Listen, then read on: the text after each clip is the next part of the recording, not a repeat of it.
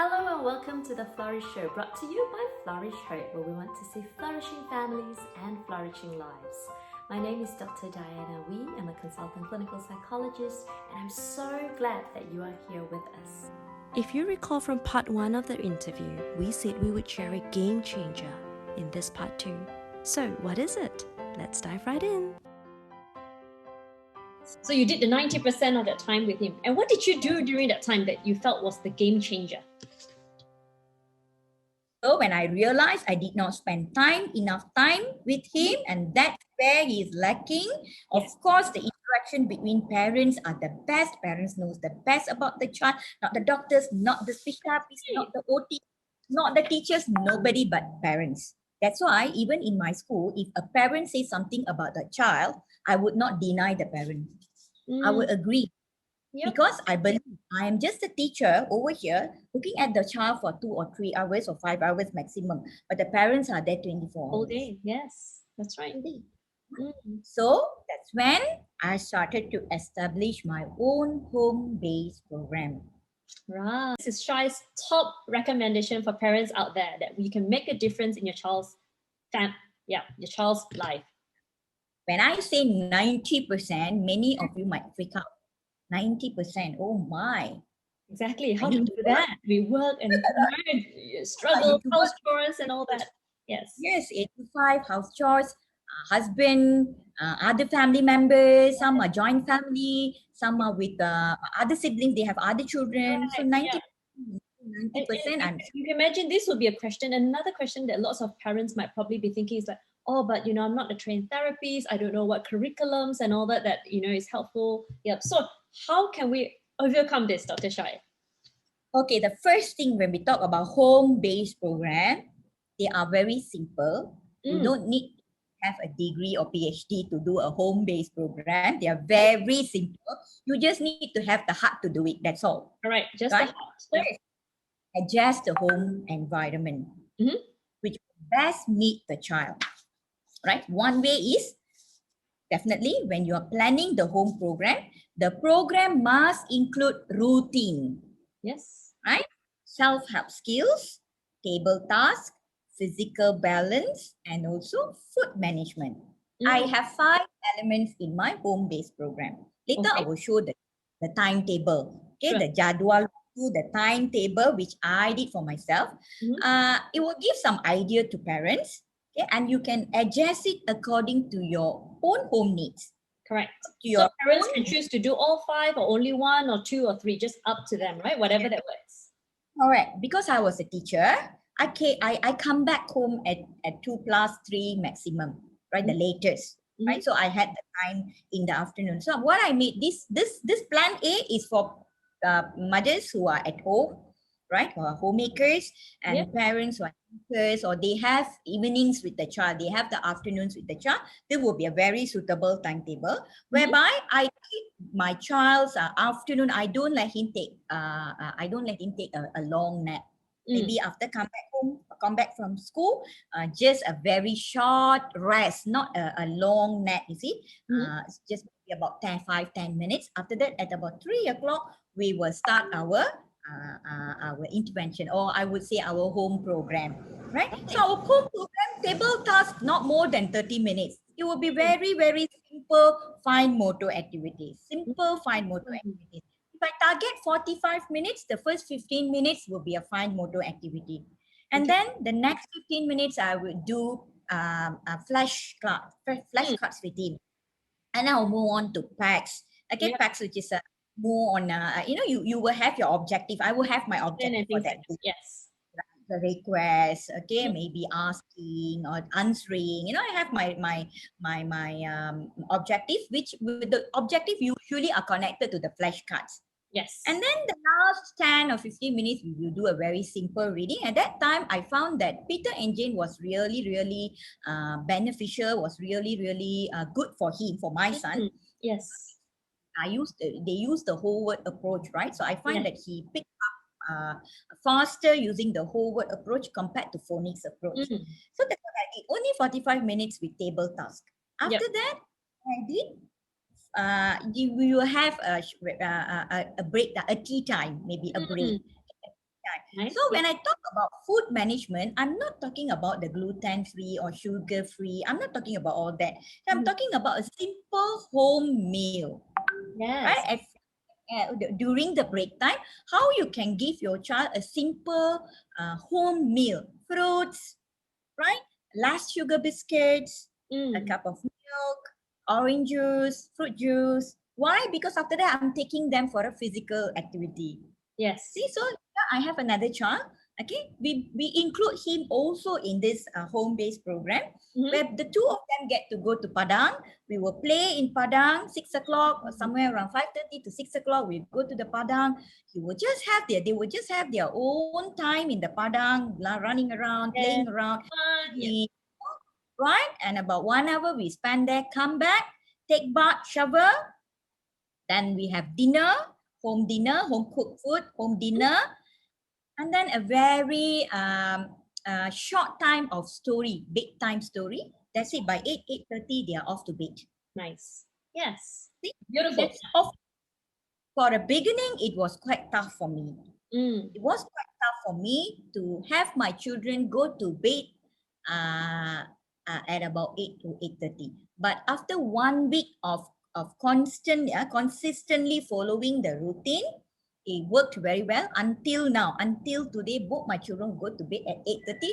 And after that, I have time, freedom, you know. So Yes. these are the things that we need to, okay, now, what about parents who are working full-time? That's right. How can we accommodate parents who are working full-time? Now, don't get frightened when I say parents must have home-based program, right? When I say parents must have home-based program, I am stressing on the part that you must have meaningful interaction with the child. So to have a meaningful interaction with the child, you must have,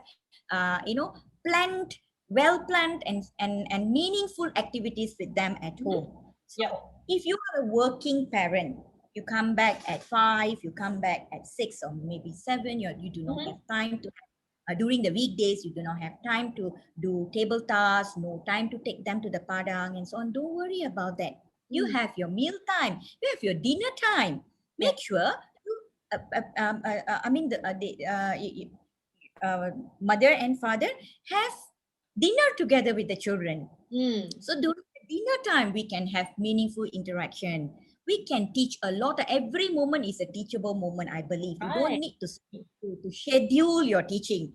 Every moment, use it, take advantage of whatever opportunities that you have to be with your child, to teach them whatever that you want them to learn. During mealtime, you can teach them about table ethics. When you're teaching them about table ethics, you're teaching them self-help skills, right? And that's big time. During big time, you can have a very small, exciting, interactive story session, may say about 10, 15 minutes, right? During that interactive storytelling session, we can actually enhance communication. See? So that is weekdays. So if you want to expand it, okay, you want to do more, use the weekends. Working parents who do not have time during the weekdays, do not get frightened or do not get overwhelmed with whatever that I'm saying. You can still use the weekends, and don't feel guilty if you cannot do anything with your child, in a day. It's not necessary that you have to, implement or you have to conduct this home-based program every day. And if you can't one day, do not feel guilty. Don't add on stress to yourself. Yeah, that's right. Yeah. Not add on stress to yourself. These things you cannot turn, magic doesn't happen overnight. Yeah.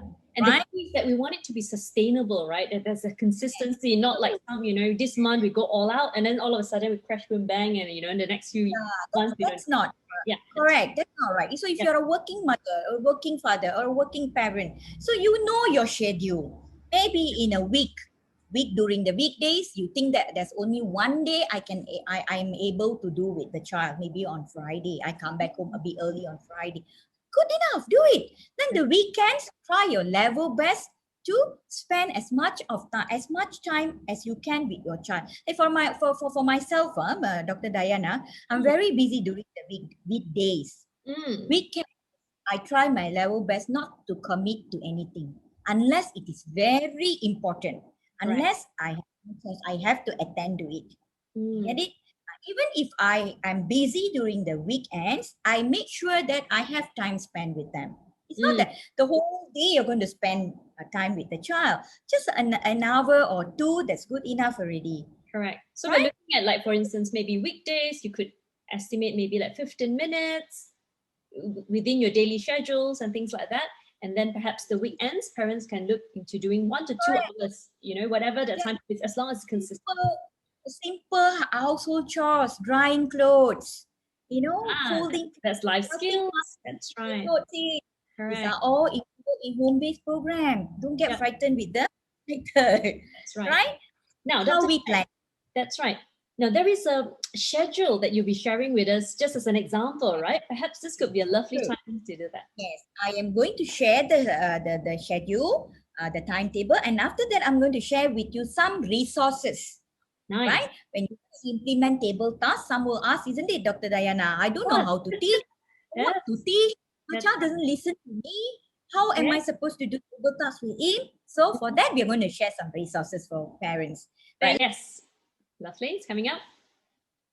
Okay, right. Is it big enough or is it clear enough?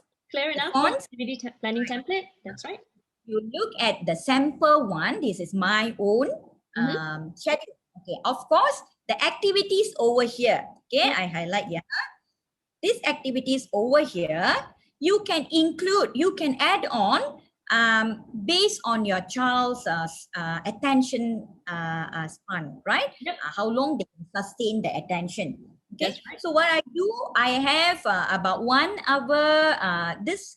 When I planned this activity, my boy was already about 5 to 6 years old, which means his attention was much longer compared to when he was younger. So I spent 1 hour for fine motor activities. Sometimes the fine motor activities, not just basically motor activities. Okay.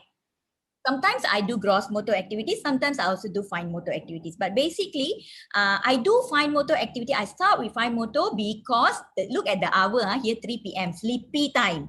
Correct? Yes. 3 p.m. sleepy time. We cannot have passive activities. We cannot do flashcards.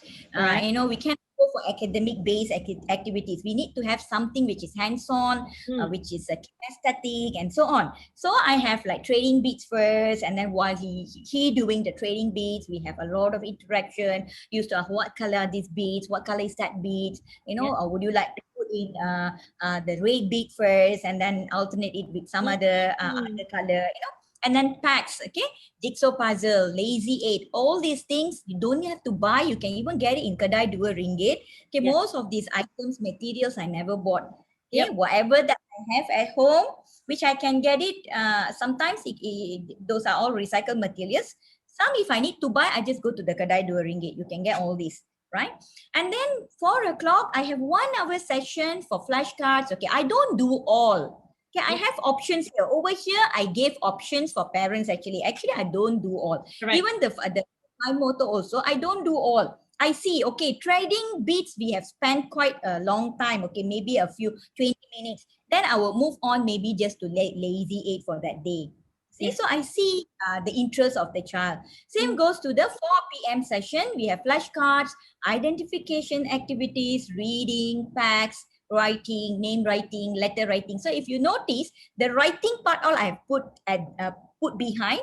I brought the flashcards first. Yes. Right? Writing we give them later. So maybe on that day I will just do flashcard and I will just and I quickly go for writing practice. So basically we only do 2 activities within from 4 to 5 p.m. Right. And then 5 p.m. I stop, whether the child have finished or not. And it's very important if you're preparing worksheets or writing activity, make sure that the child can finish within the time frame given. Yeah, okay? Do not have sticker, and then they feel like there's a sense of accomplishment that they finished their task. Exactly. And I don't put a stack of worksheets on the table in front of him also. I will only put one sheet on the table. Okay, so that he knows, okay, I'm only supposed to finish this. If we put several, then the child will throw tantrum. Right, exactly. Right? be clear with what we want to do. That's it. Okay, it's all basically planning. It's not very difficult. It's not rocket science. It's basically planning. Right, and then 5 o'clock we have snack time. So when we then over here we are the targeted skills for snack time is adaptive. Okay, the 4 p.m. slot, speech, communication, cognition, adaptive, and also behavior. Right, and then after the snack time, we'll go for the playground. Over there in the playground, targeted skills are adaptive, gross motor, communication. You see a lot. Yes. And then we have the 7 p.m. some shower, dinner. I do let them watch TV. Yeah, I do let them watch TV for a while, for 50 minutes, 20 minutes. Sometimes if they don't want to watch TV, then it's all, I don't force them also. But I do let my children watch TV for a while to wind down. Yes, sure. Every day, right? Yes. And then 8 p.m. they go to bed. Whether they are sleepy or not, they go to bed. Yes. I assign them bed. And during bedtime, we will also have, sometimes I see if they're too sleepy, then we won't do any story time. We'll just sleep. Okay, we'll just sing goodbye or just kiss goodbye or say good night. And then I will just go through a little bit the next day's schedule, especially for my elder boy. And my younger boy also benefits from whatever that I do for my elder boy. Yeah, that's right. Yes. So this is younger boy came up for success to know what's to come tomorrow, isn't it? Yeah. Exactly. So by 7-year-old, they were all sleeping independently in their own rooms. Okay, they had their own bed. They were not sleeping with me. Yep. I started when they were my elder boy. I started this when he was about 4-year-old. By 5-6-year-old, I was able to achieve the target that he was able to sleep by himself in the room. Excellent. See, so gradually, slowly, I managed to do it. So this is a sample of activity planning template, planning template. Now we have this empty template over here where parents can actually customize their own timetable. Okay, so again, I'm saying don't worry if you can't do it every day. Don't feel guilty and don't add up stress. Okay, do whenever you can, but make sure there's at least something, a little bit every day. Combination of perhaps. So if you scroll up, Dr. Shy, right to the top again. So perhaps if parents are looking at creating one for yourselves, you could model after some of these components, and perhaps instead of having 1 hour blocks, they could do 15 minutes blocks for each of those things, right? So for instance, maybe 15 minutes motor skills. Yeah, that's right. And then 15 minutes for speech and communication, sit down tasks, worksheets, and then the rest, the playground. Actually, if the child is younger, maybe the parents, my child was older at that time. Yes. See, so I spend more hours with him. But if the child is younger and just getting into interventions, the attention is still progressing, then parents can just do 30 minutes. That's right. To 1 hour. Correct. Sit down times for children between sort of 3 to 5 would recommend, 15 to 45 minutes, nothing more than that in terms of sit down time, right? And then later on, you just add a little bit of mixture of activities. Right, exactly. Okay, thank you so much for sharing that. Okay, so we will move on to the resources, Dr. Diana. Sure, sounds good. Okay, now for parents who ask us questions like what to teach, where to get the materials, of what kind of materials, how to teach. Yes. So we have the resources, Genius Kurnia, from Genius Kurnia. Yes. Okay, good to learn about TEACCH methodology. TEACCH methodology. TEACCH methodology is a structured method to teach academic, to teach behavior, to teach routine, to teach anything. Parents can also Google up and see about TEACCH methodology. But the good thing about Genius Kurnia is they have actually composed the syllabus to be locally familiar for our local parents to be familiar with the method. Yes. Right, so I like. In fact, I also have attended quite a few of Genius Kurnia's hands-on workshops on TEACCH methodology. Right, they also teach us how to come up with teaching aids based on TEACCH methodology. Right. And in Bahasa, we call this pembelajaran berstruktur. Is that right? Yeah, yes, pembelajaran berstruktur. Right? They have their official page. Even in Facebook, they have their official page. Just type Genius Kurnia, it will come out, and you can just contact. You can just inbox any of the inbox, and someone will definitely reply. And another way of getting to know about these workshops, actually, they have their own YouTube. That's right. So all their previous workshops are there for parents to watch. They're all recorded versions. They are all there uploaded in the YouTube. So parents can also learn from there. And for the hard copy materials, you can request. They have books. Okay, they have books. I did not keep the books around me. Otherwise, I can show. Okay, they have books. So parents can, books are in terms of worksheets. Yes. They have sheets. And just have to photocopy and follow how they are doing the materials, and just apply, use it for our children. Right. The other one is, which I really want to highlight here, social thinking website. Michelle Garcia, right? Yeah, Michelle Garcia, right? Yes. Yes, social. And although some of the materials you need to buy, but they also have it for free. They also have some materials for free. For a trial, parents can actually try out, download and try out, and see whether it suits children or not. I like Michelle Garcia's method because it is very home-based. Yes, that's right. Educate parents on how to improve children's social thinking. That's right. Right, with visuals, with pictures, with situations. So that's a very good resource.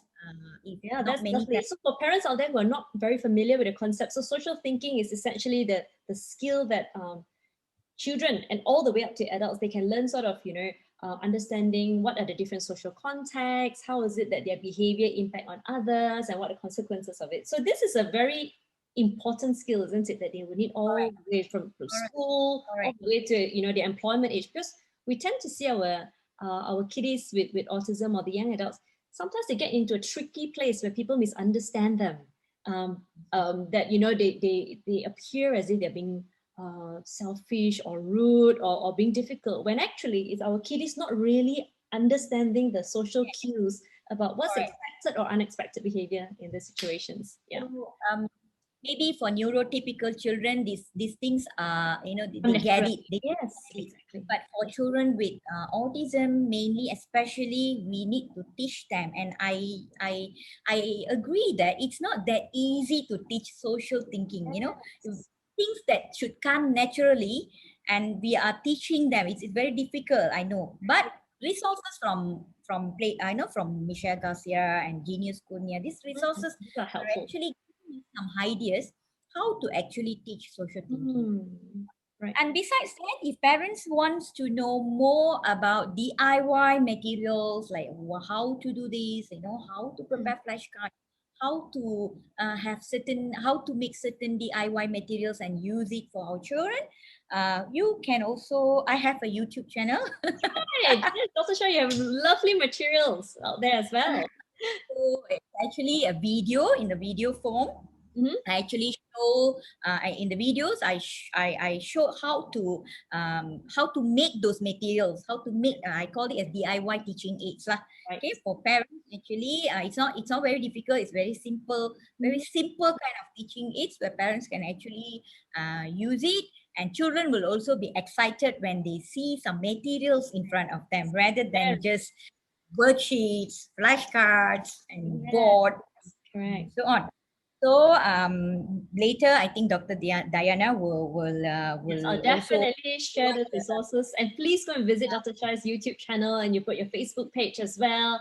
We'll put all the handles down there that we can all go and have a look at your materials. Lovely. Now, in closing, what is one we always like to ask our speakers to come? What is one heartfelt message or one key inspiration that you really like to leave with our parents today, Dr. Shai? Okay. Actually, we have a lot to share, but we can go on talking about it, right? So very shortly, Dr. Diana, I have to mention about positive mindset Mm, for a good mental health. right. Very shortly, I will summarize that. Expect good and receive desirable result. Mm, So I know getting the diagnosis, we cannot avoid from having the negative thoughts in us, right? mm, So I believe fill your cup first, then only you can fill others. yes. Right? When parents are drained out, we can't do anything possibly. So when something bad hits us, we get bombarded with negative thoughts and especially the diagnosis news. Mm, So but how long are we going to stay there in mm, stress about the things that we cannot control? So when we continue to be in that state, it will only make us, um, you know, make us have not a very good life, right? Not a very right. happy family life and so on. So Exactly. again, when we are all the time with negative thoughts, we fail to see the progress that the child is making. Mm, Okay? Because we are only looking at the lacking of the child, mm, right? The regress of the child. But because we are looking at the regress of the child, we fail to see the progress the child is making. So my suggestion is to actually, it's easy to say have positive mind, have positive mindset, but how to do it? One yes. day can be positive, the next day when we start having issues, gone. Mm, yes.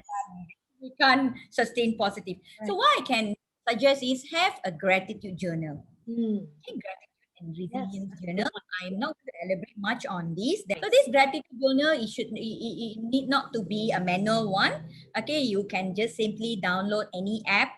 Okay, Mhm. any gratitude journal app from your Google Store, and you can start writing. Right. So this is very important. One important strategy that I would like to highlight. And Mm, coming back to your last wrap up yes. about key consideration, right, to all parents. Okay, Yes. my personal opinion, right, from my heart is, although there's no cure for autism, but definitely we have hope. Okay, Mm, do not get offended when I say there's no cure, right? I feel the moment we get rid of that curing mindset, mhm. we have acceptance and we can do a lot more for our child, Yes. right? So with the right intervention, our children will be able to learn, grow, and also gain, right? Not just learn, not just grow, but gain. That's And right. we are the change agent. We are the change agent. Parents are the change agent. We Yes. change first before waiting for the system to change. Mm, wonderful, wonderful. Thank you so much, Dr. Shai. You have shared with us so much. I mean, we started off saying we want, 3 key strategies and 2 resources, but you've given us so much more. Thank you for sharing your life experience as a mom firsthand, as well as, in terms of your professional training and background as well. So today we want to just encourage in terms of a mission for all our families and parents out there. Choose one thing from Dr. Shai's sharing today that you would like to implement in your own household, take action, and share with us how that progress is, whether it's on, tweaking the mindset, whether it's being the 90%, having involvement with your child, home-based therapy, or is it that gratitude journal where you keep track of your child's daily progress, and then when you look back, several months later and see where the child has progressed. Yeah, so we will then share all our stories later on. Thank you so much, Dr. Shai, and I hope to see you again. Thank you. Take care. Thank And we'll see you, you Dr. again Diana. See often. you around. Bye.